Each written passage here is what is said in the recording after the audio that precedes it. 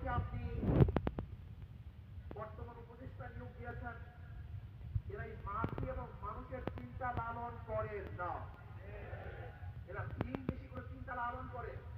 স্পষ্ট ভাষায় বলতে চাই, যদি বিতর্কিত উপদেষ্টাদেরকে আপনি এখনো প্রত্যাহার না করেন, তাহলে হয়তো আপনার বিরুদ্ধে আন্দোলন শুরু করতে হবে, আপনার বিরুদ্ধে লড়াই করতে হবে, যেটা আমরা চাই না। আমরা চাই সংস্কারের মাধ্যমে সুন্দর এক পিয়ার সিস্টেমে নির্বাচন উপহার দিবেন, সংখ্যানুপাতিক হারে নির্বাচন হবে, কোন ব্যক্তিকে মানুষ ভোট দিবে না, মার্কাকে ভোট দিবে। তাহলে কি থাকবে? দুর্নীতি থাকবে না, বাণিজ্য থাকবে না, নমিনেশন বাণিজ্য থাকবে না, বেশি শক্তি ব্যবহার করতে পারবে না, অবৈধ কালো টাকা ছাড়া থাকবে না। প্রত্যেকটা ভোট কাজে লাগবে, যেখানে জাতীয় সরকার গঠিত হবে, প্রত্যেক আদর্শ মানুষ সংসদে থাকবে, প্রত্যেকের কথা তুমি ধরতে পারবে।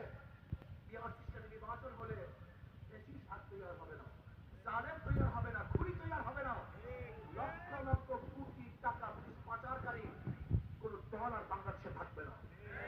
মার্কাটা ভোট দেবে, ধরে নেন যদি হাত পাকা মার্কা গোটা ভোটের 30% ভোট পায়, তাহলে তাদের 90 জন সংসদ সদস্য সংসদে যাবে। কথাটা বোঝাতে পারি নাই? কোনো ভোট মিটিং হবে না। তাহলে আসুন, পিয়ার সিস্টেমে নির্বাচন চাই, 92% মুসলমানদের দেশে ইসলামের হুকুমত চাই। কি রাজি আছেন ইনশাআল্লাহ? কি চাই ভাই? ইসলাম হুকুমত। ইসলামের হুকুমত যদি প্রতিষ্ঠা হয়, যদি ইসলাম হুকুমত প্রতিষ্ঠা হয়, তাহলে ইনশাআল্লাহ গরিব দুঃখী মেহনতি মানুষের প্রত্যেকটা মানুষের অধিকার প্রতিষ্ঠা হবে।